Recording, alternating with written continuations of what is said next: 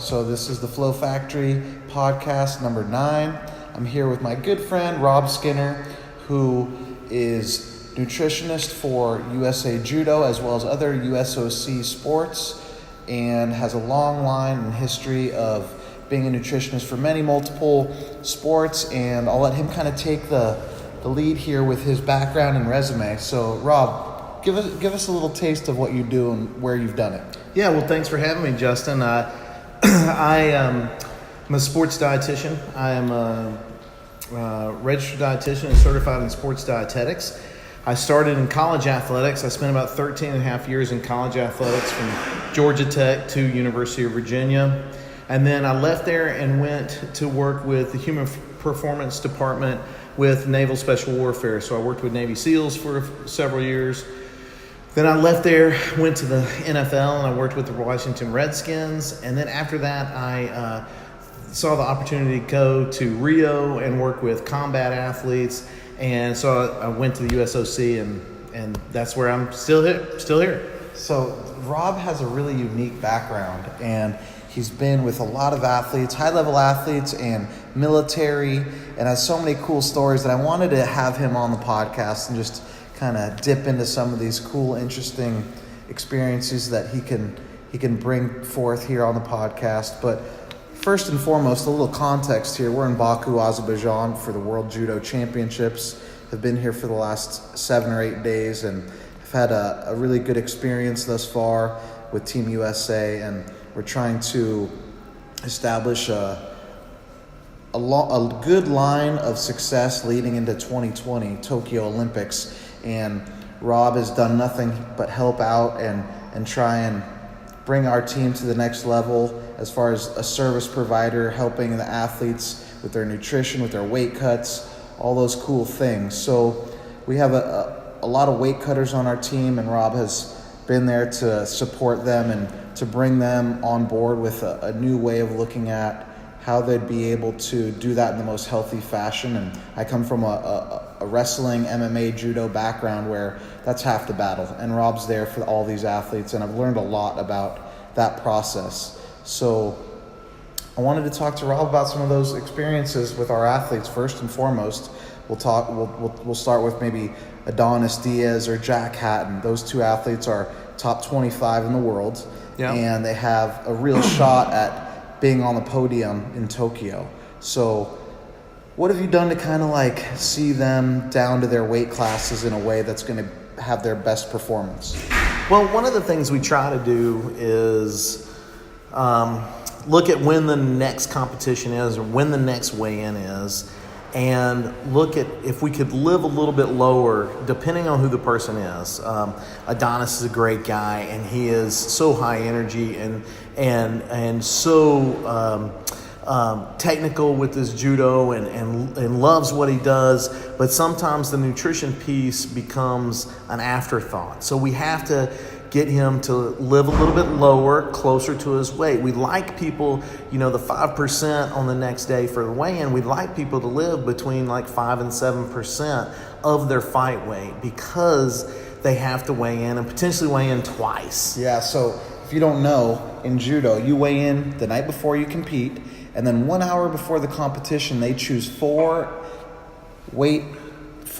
athletes from each weight class on that day to re-weigh in within 5% of their weight class. So it really eliminates those big drastic yo-yo weight cutters, which is something that wrestling, MMA, judo, boxing, all these sports are going to run into. And the health factor that comes into that with really big dehydration, which is the big problem with health, and that's what judo's kind of eliminated. So those things are really important. Well, and it's not just judo. Even internationally in wrestling, they've gone to 2-hour weigh-in and a 2-day format, and it's going to be for 2020. It's going to be scratch both days. So we can't have wrestlers who have these big, huge swings anymore.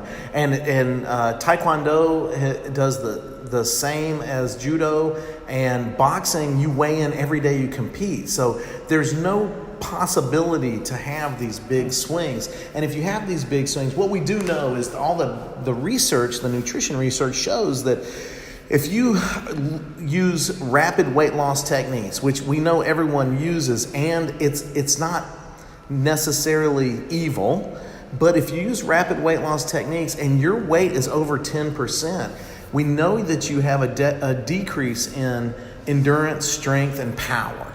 So the things you need in a 4-minute judo match, strength and power, you drop off if you're cutting that much weight. It's very difficult to replete you on the other end. Definitely, like the recovery factor where you fight a match, you win that match, you have anywhere between 20 minutes and an hour before your next match.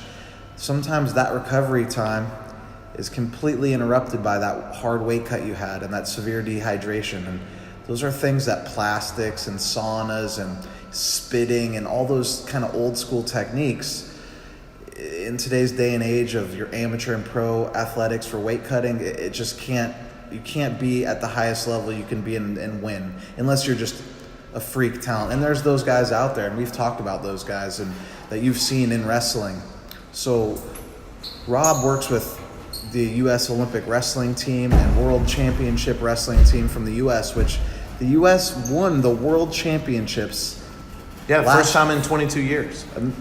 Probably the most amazing. Talented team there's been since the 80s. I mean, since you had your John Smiths and these high-level wrestlers from back in the day that were all the Division I coaches that like someone like me wrestled under. But it's interesting that these new wrestlers have to abide by a new law where there's not night before weigh-ins. You got to weigh in 2 hours and be able to function at the highest levels.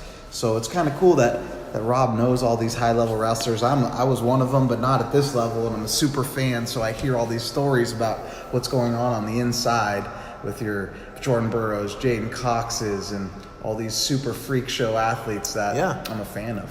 Well, and the thing is, what we see is, and as far as weight cutting goes, what we see is the guys who live closer to their weight and don't cut weight drastically seem to do better. Yeah. And even in boxing and taekwondo and judo, and if you look at Kayla or Jordan or Kyle or Clarissa Shields, boxing to judo to wrestling, the people who were winning gold medals are the people who stay closer to their weight. They don't have a big drop, even when the weigh-in was different. And now, especially for international wrestling, we've seen some of our competitor countries go up 2 weight classes because they're not going to be able to make it. They know they're not going to be able to make it, and so having a better stable of people who live closer. I'm not saying they live on weight every day, but they live closer to their weight. And within that 5 to 7% seems to be the magic numbers for being able to replete you carbohydrate-wise for your energy stores and hydration-wise so that you have the strength and power you need to compete.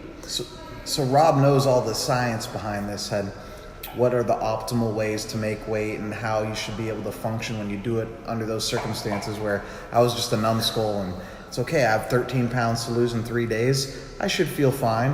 And it was hit or miss. So it's really cool to have someone on board that can walk people through it at this level. Like we have a Nick Del Popolo, someone who is a 2-time Olympian, top 7 in both Olympics, who has the talent to be able to be on the podium. It's just sometimes he's his own worst enemy and makes weight in a way that's very difficult. So having Rob here is just... Well, and Nick, the great thing is when athletes are willing to take advice, and a lot of the things that I do are not earth-shattering or groundbreaking. They are looking at what athletes currently do, tweaking them with small shifts, not giant shifts, but small tweaks to get them to perform optimally. And a lot of that is their lifestyle 6 weeks, 8 weeks before the competition, not just the competition and not just the week of the competition. Yeah. So staying in touch with people like Nick or Adonis or Jack Hatton and saying, hey, look, I'm here for you. I'm here to help you.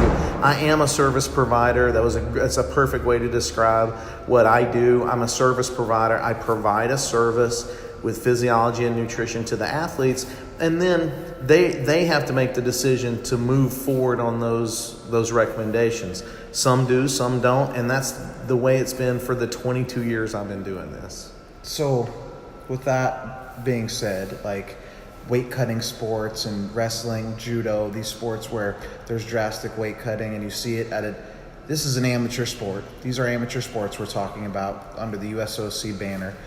But your background is so diverse, working with the NFL, with Division I college athletics at the highest levels. Yep. So what are some of those differences where you see between amateur and professional sports? You have, in football especially, where we've worked with, was it Georgia Tech? Yeah, Georgia Tech. I mean, I had Calvin Johnson was one of my athletes, and Demarius Thomas was one of my athletes.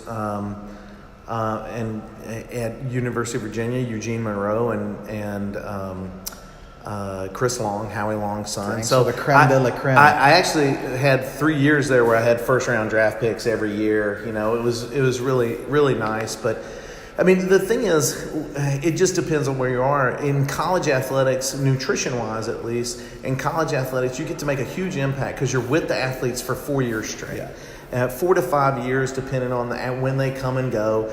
But I mean, Mark Teixeira was one baseball player for the Yankees. He was one of the athletes at Georgia Tech. Great guy, and he absorbed everything. And Calvin the same way. And yes, they're genetic phenoms, and yes, they're really good at their sport, and yes, they have the skills. But they also did extra. Yeah. Like they listened to the strength coach, they listened to their sports medicine, they listened to their dietitian, and they kept moving their level up. Yeah. But in college athletics, you get to make a big impact with a lot of different people. When I worked with the SEAL teams, it was a great experience. I got to do a lot of cool stuff and a lot of cool guy stuff. But when I worked with them, we just want to keep them literally in the fight. We need those guys out there to protect us, and we want to keep them in the fight. And theirs was about extending their career. And then when I moved to the NFL, a little bit, so anybody after 5 years in the NFL, it was about extending their career, and anybody coming in, it was about hopefully getting them on the field or keeping them on the field. But it wasn't a lot of development. And then here at the USOC, what I see is we are doing our best with because we're a nonprofit, we're doing our best with what we have to give each Olympic hopeful the tools they need to achieve their dream. And that's what we're trying to do. And it's most people don't understand that most other countries are funded by their government, and we're not. We're a nonprofit. Yeah. And so we only get money from donations and from marketing or sponsorships.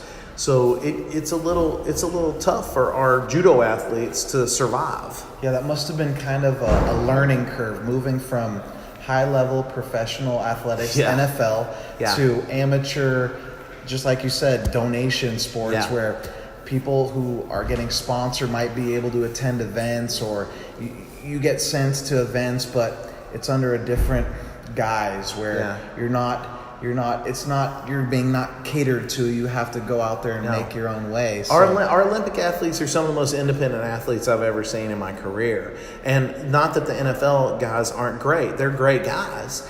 But they do have a lot more resources, and it is a very big business. And the Washington Redskins was a great example. We had a great chef there, John Matheson, and a great sous chef, Connor McGuire, and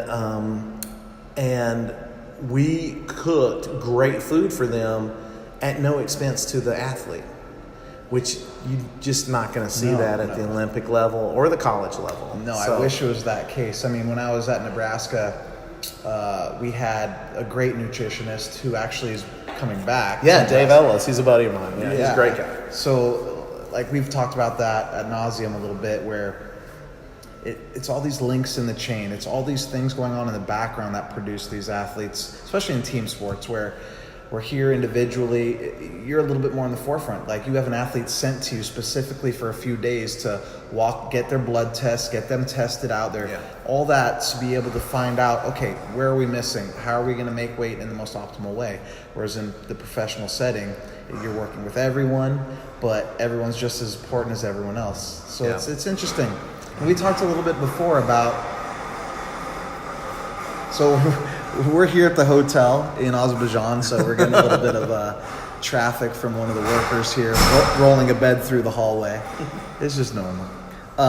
So about your work with the SEALs and being actually embedded within a war zone, basically. Yeah. And I thought that was a pretty interesting story, and we'll talk about that, where you basically have a sidearm and a rifle, or what was this? Yeah. Oh, so I always tell this story to my interns as well, because it really is a example of knowing your role, you know, and we all want to do as much as we can for athletes or teams or coaches.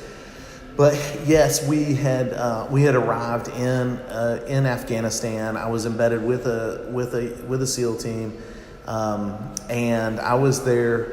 My role there was to look at their nutrition and what was going on, and so there had been some action going on, and I was standing next to the SEAL commander, and he was sending people, you know, to do their thing, you know, look at security or go up in the tower or whatever. Like, and I'm standing there with my rifle, my pistol, and I look at him and I said, "Well, where do you want me, sir?" And he looked at me and with all seriousness and said, "Hey, you're the explicative dietitian. You just get in the dining hall, right?" And so while it was a situation where, I mean, nobody was freaking out. Everybody was doing their job. It was just that's what they do for a living, and he definitely didn't want me messing them up, or accidentally shooting one of them. However, you know, you think you're better than you are sometimes, and so it's funny. That's like a good story for stay in your lane. Yeah, exactly. But you could get roped in, or your emotions take hold of you in the heightened state of that situation, and you're ready to put your life on the line for someone, and someone like your commanding officer, like, can emotionless be, hey, get the fuck in the kitchen, dude. Yeah, exactly. I didn't know if I could swear. That's why I did. So he's like, "You're a fucking dietitian. Get in the dining hall," right? And so it was so funny. I could see you, like, with your hand on the gun, being like, "Where am I killing people? Coach, put me in, coach." Yeah, exactly. Can you make me a burrito real quick? It's just funny that it's a good learning lesson, though, where just like any chain of command, just like here as a coach, and there's other members of the team here for Team USA, know your role. Right. Where you have people that try to wear too many hats, and it gets in the way of the bigger picture. Exactly. And I think that's one of the things that I strive for when I am helping a team or building a team as far as service providers go, is everyone has clearly defined roles. Yeah. Like, my role is nutrition, and it's not that no one else can hand a Pedialyte to somebody. That's not it. It's that's my role. And so we're going to do things the way that I think in that role. If I didn't think the person needed something, then I would correct whoever was handing it to them. But as long as everybody's moving in the direction we need to go in, it doesn't matter. Yeah. That's where you got to take egos out a little bit, and, you know, hey, me and strength coaches, we have great strength coaches. We have Mason Walters at the OTC. We have Brandon Stone as our senior physiologist. I've got a great assistant, Nuwani, who's going to be going to Nebraska with Dave. But, like, we're a team, and we work together, and we don't get in each other's way, and we don't step on each other's toes. And if we do, we take the criticism like adults. You're able to have that frank conversation and redefine those clear roles that each other should be, you know, staying in your lane and doing what you got to do. And we run into that a little bit as coaches here, and different events where things can kind of, you got managers, you got coaches, you have other coaches and things. You got to just kind of, hey, we got to talk about this and make sure we're all on the same page, for sure. And that's an interesting thing. I mean, You got to be able to communicate your point and be straightforward, and it happens all the time, and especially these individual sports where there's a lot of egos involved, and people want to have their way, and sometimes you got to let people have their way, and it's okay. But I have to tell you, like with the SEAL teams, like one of my major accomplishments there was we built the first dining facility for a Navy facility anywhere in the United States without a fryer. That was a major, major accomplishment in 2013. There had never been a dining facility for the Navy built without a fryer in the facility. So since 2013? So Yes. has there been a drastic weight loss? Well, so what happened was I had to present to an admiral at the Pentagon on why I did not want a fryer in our facility. Uh-huh. But the good thing was I took one of our he actually is Virginia High Performance, Alex Oliver. He was one of our operators, and he has all his hero ribbons and his trident, and I took him with me, and I said, because they don't want it. They want good food. Yeah. They want clean, healthy food. They want good food. We don't have to have a fryer. And so, but on the equipment list for the Navy, it says you have to have one. And so I had to go brief an admiral to say we don't want it. Luckily, he was a former athlete from the Naval Academy, and he was like, yeah, everybody should eat like this. And the year after that, he proposed that they do away with fryers in the entire Navy. Damn. And it's met with so much resistance, but he's still pushing forward. So They don't get a cheat day where they could order some KFC here and there? not on the compound. You can do that at home. I'll tell you, just like I told the NFL, I had an NFL player come up to me, Kedrick Golston, great guy from University of Georgia, one of, my alma mater, but one of my guys, and he comes up to me and goes, hey, Skinner, you know that a little fried chicken every once in a while is not going to hurt us. And I said, I know that. That's why we don't feed you dinner. You can go eat it on your own. Yeah. Why should we have to pay for your bad habits? And so, and he was like, okay, that makes sense. But, I mean, the reality is if the owner is paying for all your food that's coming in the facility, why should we have to pay for fried chicken? That's true. That's like a kind of a perfect segue, because I remember we talked earlier a little bit about professional baseball and how it's an interesting situation where you don't think baseball and super athlete, you think skill sport. And I guess it's a more recent development where there's nutritionists that personally cook for the teams. Yeah. But these nutritionists that are chefs, chefs like yourself, are actually not that hireable unless they cook greasy, fatty foods so they can get on the good side of the athletes. Well, they're hireable. The question is, are they tippable? Yeah. So the athletes tend to tip out people in Major League Baseball. They tend to tip out people who help them during the year. And if you're helping them by giving them fried chicken, then you might get a bigger tip than the dietitian who's saying you can't have fried chicken. So it's always a balance between, and I've always said this, chefs have the harder job. As a dietitian, I tell you what you need to eat or tell you how you should eat or whatever. But the chef has got to make it taste good. Of course. Because the bottom line is people will say they don't eat healthy. The general population doesn't eat healthy because of time, because of resources, and then because of taste. Yeah. Like those three things. And taste will alternate the number one reason or the number three reason depending. But you've got to make good food taste good. Yeah. And that's why I delve into the culinary aspect as much as I possibly can.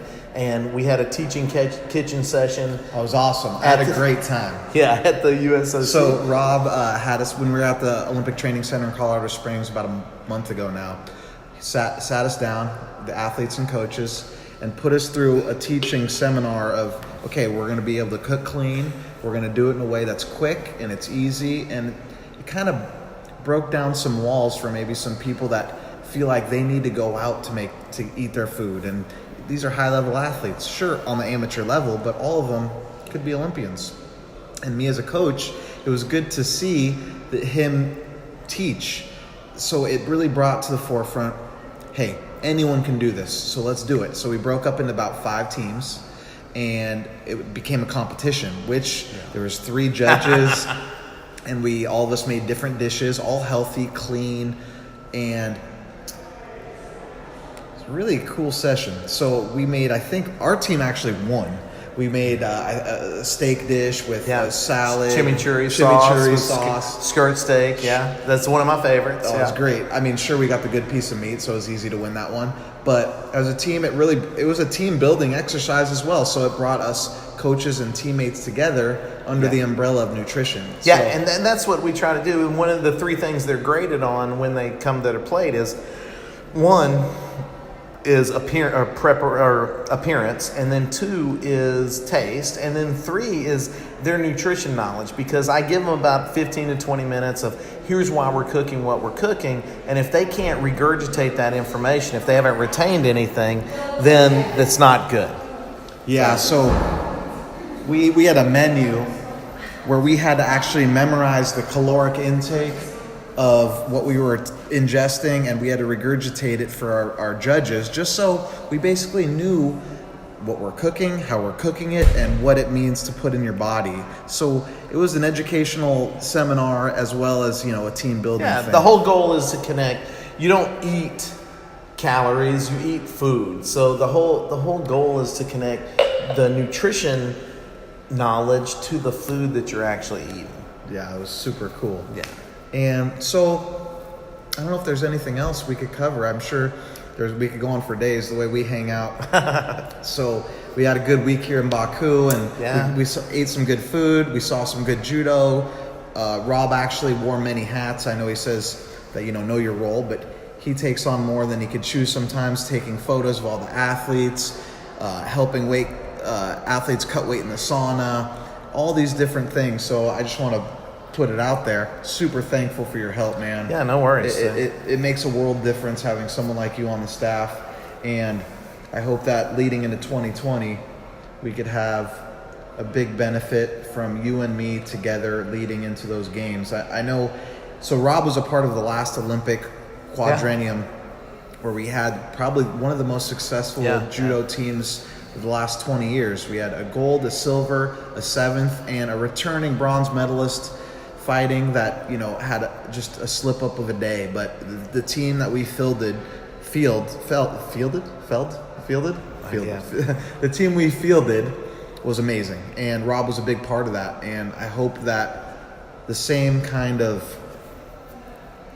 effort that you're putting in will have the results speak volumes, just like last time. So we got 22 months, and it's not that long, and it's going to be a sprint. As soon as January 2019 gets here, it is a sprint until Tokyo. So I hope all your listeners are following it. I hope that people are loving the Olympics. I hope that people get into it, because these athletes are probably literally the hardest working athletes I've ever seen. I know, it's like it's a labor of love, because it's got to be. Judo in the United States, I mean, you work with wrestlers who they're well funded, they do well, and we got a pipeline through the university system for sure. It's a different, folk style and freestyle are different, but still you have a vast number of athletes coming out of high school and college that want to be Olympians in wrestling, whereas a judo, it's a small amount, and to compete on the world stage is very difficult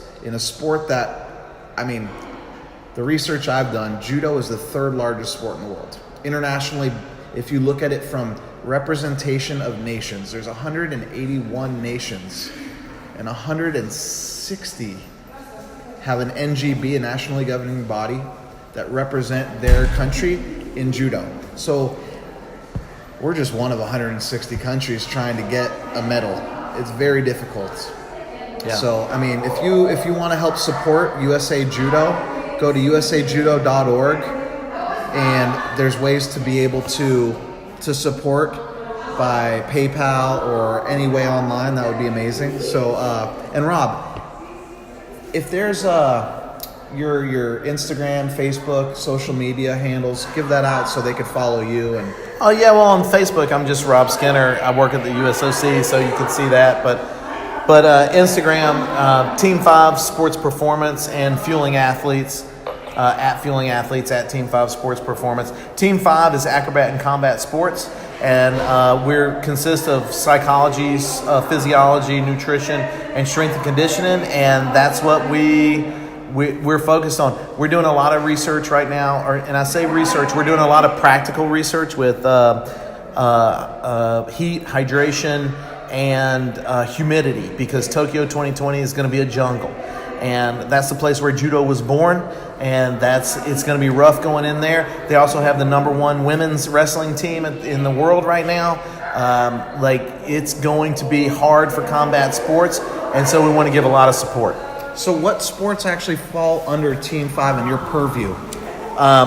So boxing, wrestling, judo, taekwondo, karate, fencing, gymnastics, surfing, skateboarding, and synchronized swimming. I know you don't get to physically choose what sports you work with, right? No. So what are your thoughts? I know you probably don't want to throw anyone under the bus, but having skateboarding and surfing in the Olympics, rock climbing as well? Rock climbing is not under us, but yeah, it's going to be in the Olympics. 2020 as far as like a new sport. So for us, karate, surfing, and skateboarding are new. And those are sports you work with physically. Yes. So that must be interesting, because those are new sports for the Olympic movement. These are professionals, probably. Oh yeah, like surfing and skateboarding are professionals. So they probably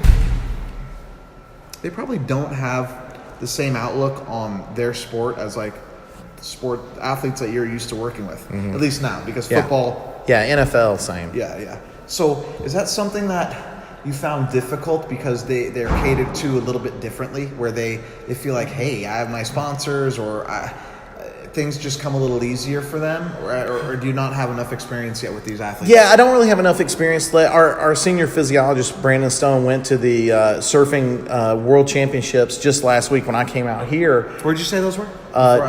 Japan. They were in waves. Tahara, whatever, small waves in Japan. And he said it was great. That surfing seems to be on board. They want a lot of stuff. They want to figure out what makes a surfer, which I think is cool, because no one's done it. Yeah. Like if no one's done it, I want in. Like that's what I do. No one's done it, I want in. There's no dietitian that's worked with tactical, NFL, college, and Olympics. No dietitian's done all. So I want in. Like that's what I want to do. Man, I'm gonna have to have you down to San Diego, because the club that I teach at has some of the best surfers in the world. Right. So we don't know why surfers are good yet. So our physiologist went out there. There's a big new wave pool in Waco, Texas, that gives consistent waves, right? Uh-huh. So they can practice. And it's hot and humid, so it's like Tokyo. So that's going to be a great spot where we can actually go down there and do some sweat testing, hydration testing, heat and humidity testing, and we can see how they're going to react, because they're natural waves in Tokyo. They're going to have to wait for the waves. They're going to have to, it may be days in between. So there's a lot of, now the thing is, there's only 2 men, 2 women for the countries. So so it's a little smaller. Yeah, it's very small. What's the qualification system like there for surfing? Yeah, so I don't really know, and they're probably still working that out, like what it's going to be for 2020. It's a demonstration sport still, though? Yes. So, okay. So it's probably a little less specialized for you. Like you probably spend less time with someone like the surfers than you do with the wrestlers. Right, exactly. I mean, most of my time, the physiologist, Brandon Stone can go figure out what makes them tick, and then let me know what we need to do, and then we can devise strategies around it. For boxing, wrestling, judo, taekwondo, karate, and all those people, we know that they've got to make weight, and so what we're trying to work out, some little tweaks we're trying to do there is, how much time do you spend in the sauna at a certain temperature to get your sweat rate? And then how many goes do you go? Like, do you go 10 minutes, come out 3, go in 10, come out 3? Wrestlers have been doing this for a long time, but nobody's put anything behind it to say, well, your core temperature gets down so you can sweat more and things like that. And that's what we're trying to do, is put some science behind it. I always envision like a room full of nerds. Hacker types, that are plugged into the Matrix, figuring out the exact numbers where there's a 33% chance that this athlete might medal, and you're plugging in information from the tests you've done for the nutrition side, the strength and conditioning person their results are plugged in. All this is in some algorithm, and it spits out a number where X athlete has a 12% chance of medaling, or X athlete has a 90% chance of medaling. And as much as we're I don't want to say we're close, that does exist a little bit. However, it's still a combat sport. It's still mano a mano. So many variables. There's the draw. You can't predict the draw. So when the draw comes out, you can say, oh, well, we think this is the percentage, the pathway through, but you can't say a medalist. No, but all that does equate, so Rob works for the USOC directly, not for USA Judo. So he has a little bit different approach, or he comes from a little different perspective. So these athletes, I remember you telling me once, Jordan Burroughs had a 75% chance of winning gold in Rio, and he didn't medal.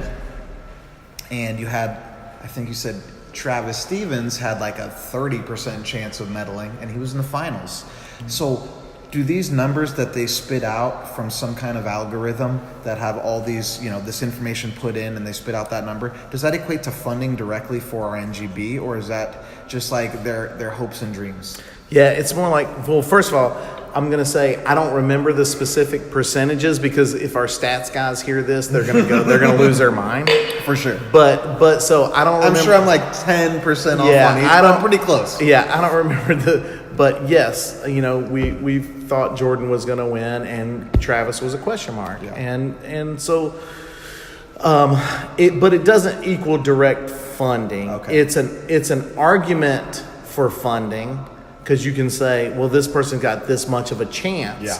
But it's never direct, and because we can't take out, and we've argued this amongst administration and things like that, but you never can take out the fact that somebody can have a great day and somebody can have a terrible day. Man, and that's so hard to predict. Yes. You can only hope you feel the best you do on game day. Right. And that's hard to put into a computer algorithm and say, hey, this person's going to do X, Y, and Z. Whereas I think maybe in football it's a little easier, a little bit. Well, so look, baseball, they've got stats. If it's a left-handed pitcher and he's thrown this many pitches and his speed is this much, you have 162 games in baseball. Yes, to figure that all out, right? You've got one Olympic game. For sure, every 4 years. So in baseball, you have 162 games a season. A baseball player plays anywhere between 4 and 12 seasons. So in judo and wrestling and these combat sports that you work with, it's so hard to predict who's going to do what when. Right. So in saying that, we help everybody. Yeah. We don't know who's going to be the next Kayla, Travis, Marty, Malloy. We and our goal, as service providers, we're not there to predict. Yeah. We're there to help them. If Jack Hatton needs help, we help. If Adonis Diaz needs help, we help. Yeah. That's the way it is. So, and that's the way we've approached it in Team 5, is we help people who need help. We can't help people who don't ask for help. So those people who are out there going, well, no one ever helps me, if they're in the Olympic movement in our sports, it's because they've never asked. It's not because we've never provided. For sure. You've probably seen a lot of different characters through your time, and with boxing. Oh, yeah. These are sports where you get some gnarly individuals, and we've talked a little bit about it, but can you think of any people that you've worked with where it's okay, I made a direct impact on their chance at a medal, or their chance at a 6-figure contract, or their chance, these kind of things where, hey, I feel like I could take some gratification from? Well, I do feel like I made an impact, but I would never say, of course, I've made an impact. Of course. Because there's so many, it's just so long of a road that my impact was so small. Mm-hmm. So, and I would hope that if I made an impact, that the athletes would say it. I don't have to say for sure. But yes, there are people who people even said to me at this World Championships, hey, I remember what you told me, and this is what I do, and this helps me. Doesn't that feel so good? Oh yeah, Like that's what it's all about. It's yeah, like, totally. It's like we've even talked about where it's, the money or the accolades or the way it can feed your ego to be a part of this. No, it's not about any of that, because that is not something that's going to keep you going in the long term. It's about yourself. When somebody puts their arm around you and says, hey, thanks for your help. For sure. That's done. That's done. Or they tell you just a small little anecdote or something that, hey, you told me this a couple years ago and it changed my life. Yeah. And I was able to take that and use it for my betterment, and it helped me in X, Y, and Z. It's kind of priceless. But the shocker is it goes the other way, is when someone says something like that, you realize, oh, I am making an impact, and I'm doing this for a reason. Yeah. And sometimes it's hard to pinpoint why you're totally. Like, the highs and the lows. The lows is like, what am I doing? Yeah. Like just like this tournament, I'm not going to lie, we had 5 wins at this event. 5 wins. And last year we had 10 wins. And sure, the closer you get to the Olympic Games, the harder the competition gets because of qualifications, and that you're going to have more people competing at those weight classes that want to be able to compete at the Olympics. And in the Olympics, you only get 18 slots per weight class. So you have to be in the top 18 out of 160 athletes. So with that being said, it's going to be tough for these athletes from the U.S. to be able to qualify with results like these for the last week. But it's a yearly process, a daily process. So these athletes get to compete in 2 weeks at a Grand Prix in Cancun, and 3 weeks in Abu Dhabi, and 4 weeks in Osaka. So it's ongoing. But this is like the yearly Super Bowl, just like for any season. Yeah. So sometimes it's kind of like, oh man, am I making an impact? Am I even what? Yeah. Am I hurting? Am I helping? You got to look at yourself in the mirror sometimes. It's tough. As a coach, I'm sure any service provider. Yeah. But you sit there and you want them to do well, and you want everything to go well, and when it doesn't, it hurts. You can't help but have a little bit of hurt. For sure, definitely. And I'm sure you've been on side of hurt where working with teams when you have a big loss or. Hey man, I work for the Redskins. We won 2 games one season. That was a rough season. Hey, but you're still at the highest level of all that. So I get you. I've talked about it on the podcast a few times where I've been in locker rooms where it was like there was a death. Oh. Or on the opposite side where it's 5 a.m. and you're on top of the world. Right. You basically feel like, hey, everything in life makes sense compared to those losses where it's like you're questioning, what am I doing in my life, Yeah. Well, here's the thing. I mean, what I had to change my mindset when I went to the NFL, because I came from working with the SEAL teams. And on August 6th, 2012, I think it was 2012. Anyway, it was August 6th. I remember the day. We lost 17 team members in one helicopter crash. No. Yeah. So extortion 17. So we lost team members in one helicopter crash. Wow. When I got to the NFL and we lost a game and people were kicking their helmets and pissed off and whatever, I looked around and said, but I'm still going to see you tomorrow. Yeah. So it really is like... Wow, it's all relative. It's all relative. Like man. I mean, just think about being a service provider and working with people that you said, hey, I'll see you when you get home, and they don't come home. So that's and I tell people all the time, there's different grinds. In college athletics, the grind is the academic year. It's like 9 months a year and you're grinding. But in the NFL, the grind is the season, and then you've got a little bit of time and you go into the next season. But in working with the military, the grind was the memorial services. God, I can't even imagine. These are not athletes. These are humans you've worked with that put their life on the line for their country. Yeah, they've paid the ultimate sacrifice to protect our freedom, and they're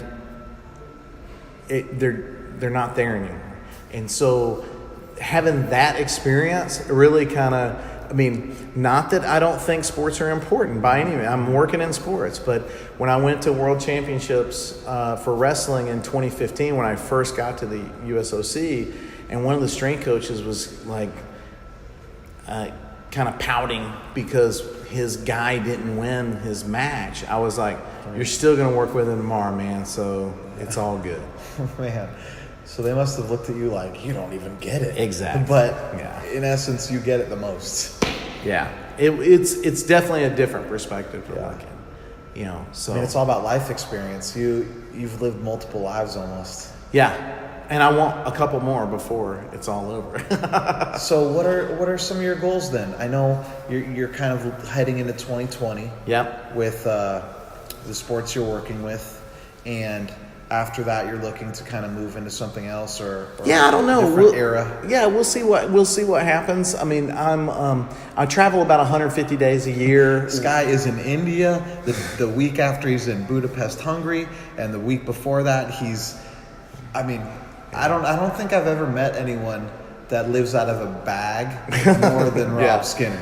So I travel a lot. I travel about 150 days a year, sometimes more. In 2019, it'll be more. It'll be more than 150 days a year because it's leading into Tokyo. And that's our push. That's our grind. Like, that's the grind for the USOC is the last year before Tokyo, before the Olympics. Dang, the missus must be super chill. Yeah, she's a blessing for sure. But so I don't know what I'm gonna do. I know that I've got to come off the road a little bit for my family life and things like that and my sanity, but I enjoy being with the teams, and being on the road is when I get to be with the teams, and that's where I hopefully make the most impact. And so being at the OTC is good for administrative and paperwork and when camps come in and things like that, but being with the teams is in the competition. It's my game day. It's my game day. But you're really good at relating to different types of people. I mean, I walk around a city with Rob, and he becomes the mayor within a day. So we go back to different restaurants, and everyone's like, Rob, my friend, come back. Here, you are here, we get you beer for free. Like, it's just, and this has been the last 4 trips I've been on. We were in Panama, we were in Costa Rica, we were in Hungary, we're here in Azerbaijan, and it's all the same where I'm with you, and you relate to, people that are cut from different cloth, religion, whatever. It's just. Well, I think that's a very, and hopefully I'm not being too egotistical here, but I think that's a very strong aspect of a service provider or a coach. The coach is different because coaches get to stay with the athletes a lot longer if they're their personal coach or whatever, but service providers have to make relationships quickly with athletes. For sure. And so that's one thing I kind of pride myself on is I make a connection with somebody about something. I don't care what it is. That's a skill for sure. But you have to be pretty open-minded for that to work. Sure. You can't just be like, I'm this guy, bye. Fuck you. You don't see the world like I do? Fuck you. No. And so I do that especially when we're on the road, because you don't speak the language. You don't know what you're doing or where you're going. So if I can just create a relationship with somebody in an instant and get them on my side, then I've got more people on my side than I did before, and it just snowballs. For sure. And I remember the first time I met you, I think we were in San Jose. Mm-hmm. So we more trips than that actually. We were in California. I think you took a trip to the 49ers the night before. They were wining and dining you, trying to bring you out of the USOC. And we had talked about that. That was our first conversation ever, I think. And I was like, man, okay. This guy's like, I didn't know what to expect, to be honest. Sure. You're on a trip, and it's like, okay, nice to meet you.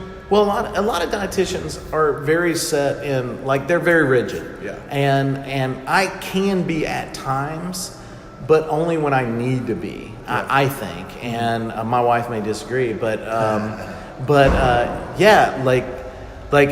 went out there. The 49ers staff is a great staff. A lot of them came from the Redskins. Kyle Shanahan's a great coach. I would love to have worked with them, but it just didn't work out. Mm-hmm.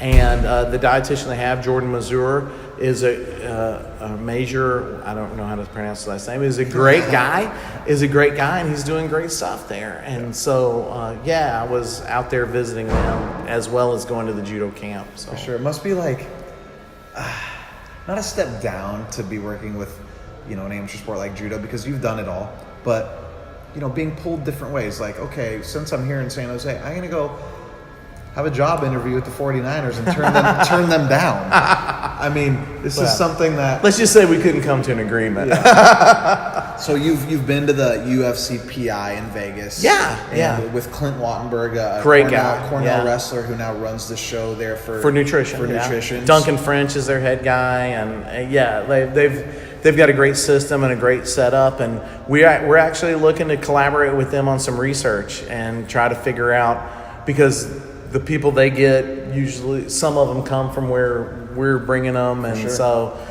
we're kind of looking at different ways we can, whatever testing they're doing, can we do the same testing so that we have a longevity of testing.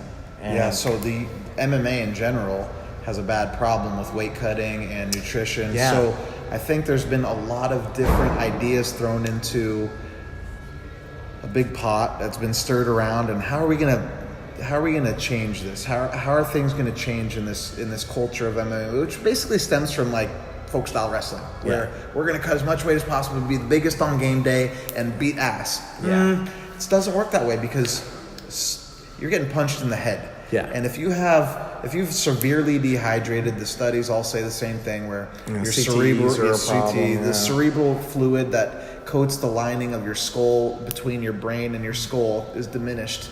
You're going to have a lot more brain trauma. And these athletes, if they could do it right, I've heard a lot of different ways that they're trying to kind of alleviate that, where they're going to maybe bump everyone up a weight, no matter what, or do this fat test, and like college does. College wrestling, where you get your fat tested, and then you get a urine test, and if your specific gravity is under a certain level, then you can't go that weight class.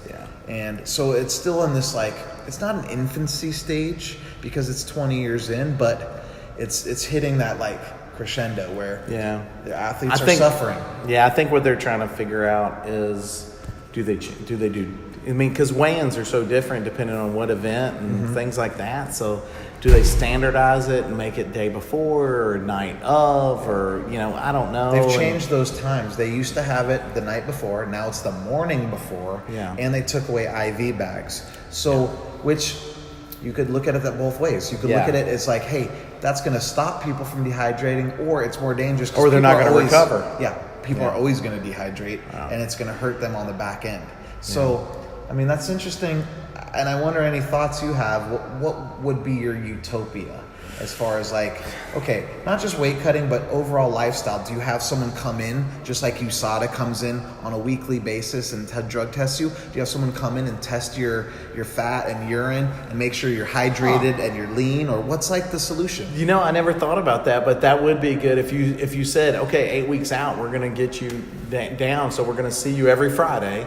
And we're going to do your body comp. Check your weight, do your body comp, and check your specific gravity to make sure you're not just coming in dehydrated for the scale, and make you progress. What I do, or me and Nwani do at the USOC, is we have steps. So if somebody comes in, if one of our athletes comes in and says, okay, 8 weeks, then we go, okay, week 1, you should be here, 2, 3, 4, 5, 6, There's a progression. There's a progression. So I think the progression, and actually I've done that with several athletes and across the board, judo, wrestling, taekwondo, and boxing, and it seems to be effective. Now, I mean, I'm not watching them every day, and I'm not going to their house every week, but it seems to be effective to get them down. They've got a goal every week, and athletes work better with a goal.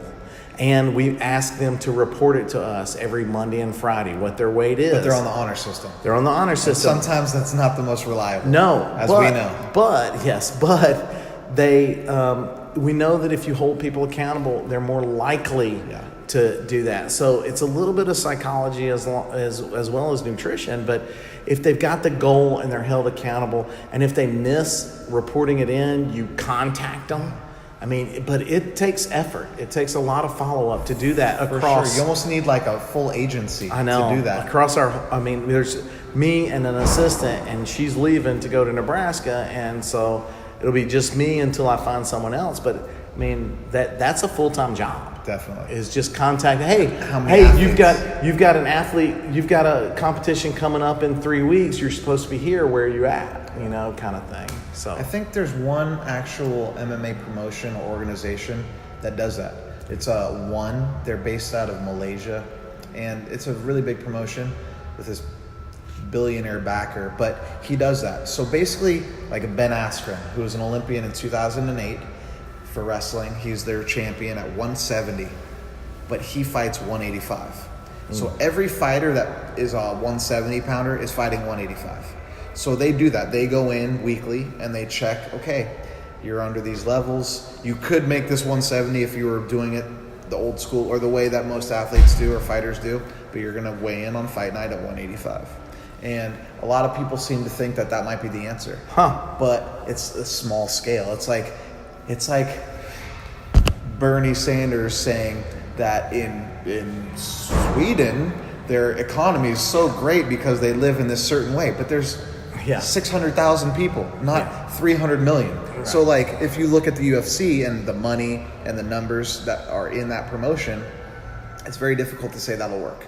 So there has to be some kind of way to be able to maintain these athletes' health and be able to have them make weight. And that's the big thing nowadays, especially with all these fighters missing weight. I don't know how much you watch the Bellator and UFC, at least the mainstream promotions in the US. It's a thing, and they only get 20% of their purse taken if they miss weight by 15 pounds. So it's like, okay, let's miss weight by 15 pounds. Exactly. And I'll only make 150,000. I won't make 215,000. Yeah. And that's not incentive enough for you to not make weight. Yeah, exactly. So, and that's a world that I'm involved in a lot too. So it's something that's always crossing my mind because I have fighters that I work with that live 30 pounds overweight. Yeah. And these are not 205 fighters that weigh 235 because that's only 15% of their body mass. It's 135, 155, 160. No. So it's these athletes that are overweight by almost 25% of their own body, their BMI. Yeah, and again, like we've got the data to support that if they're over 10% of their fight weight, that you're going to have a decrement if you use rapid weight loss techniques. And again, sauna suits, running to not eating, purging, whatever disturbing technique you want to call it. I've been through all of them. Yes. So and most athletes, wrestlers, boxers, most of them have. Yeah. And so what we're trying to do is keep it better, but realize that we're going to use the extreme rapid weight loss techniques as you get closer to fight. Yeah. But don't use them until then. For sure. Like 24, 48 hours out. Yeah. So it's not like weakening your immune system. Yeah. Like I had a boxer, a youth boxer come up to me and say her coach told her to start cutting out water. How far before? 5 weeks. Oh, God. 5 weeks? And I was like... Shutting down your kidneys. Yeah, are you crazy? Yeah. I said, no, don't cut out water. Like, look, we can shrink your portions down. We can do different stuff, but let's not cut out water yet. And she still she didn't cut out her water. I told her, everybody knows you can live 3 weeks without food, but you can't leave 3 days without water. Yeah. So why would you cut water 5 weeks out? Like, you just can't. So, anyway, she made her weight. She did all that stuff. And knock on wood, and I'm knocking right now, but I when I'm with a team, I haven't had anyone miss weight yet. We had a close call once. But haven't had anyone miss weight yet. So I'm hoping that the things that we're experimenting with and doing with these teams is working. But again, they got to listen. They got to do they're the ones that have to do it. I don't have to do it.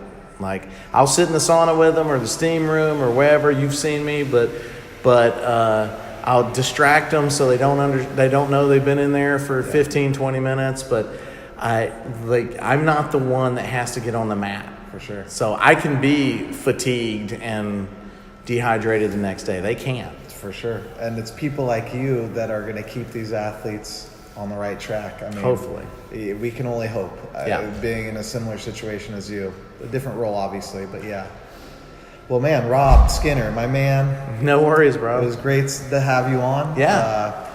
I watch your videos all the time on Instagram and stuff. So yeah, it's always good. I'm a fan of yours, and I'm glad that we've, over the course of the last year and a half, had a chance to really get to know you and be a part of what you're doing, and at least being educated by you in these different realms. And it's really helped me grow as a coach and just a person in many realms. So more than you know. So as far as we talked about, like, hey, something someone said to you a few years ago, they're saying thank you for that. I live by it now. You've done that on multiple levels about just health, fitness, lifestyle, and things that I actually, gluten, these different things I'm always talking to you about. Yeah, and no worries. It's something that I really take home with me, and I do research. I'm like, you know what? It's a different way of looking at it. And I learn and I grow. So thanks for that. But hey, you guys out there listening, follow Rob Skinner on Instagram at Fueling Athletes and at Team 5 Sports Performance. Rad, man. Yeah, man. So, hey guys, Flow Factory Podcast. Tune back in soon. Listen up. We're on SoundCloud, YouTube, and iTunes at JFlow and JFlow Productions on YouTube. So, talk to you guys soon. Peace.